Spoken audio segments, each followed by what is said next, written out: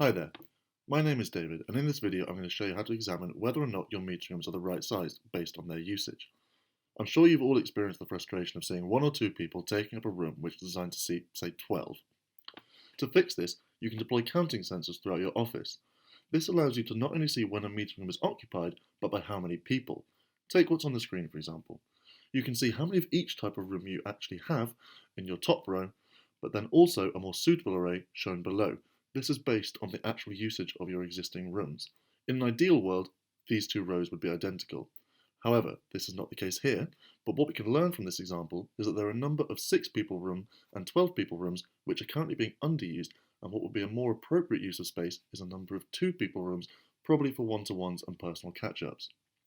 There are many more ways to look at this data, however, and if you'd like to see how usage varies across your building itself, please do have a look at our video which examines occupancy on a floor-by-floor basis. Thank you very much.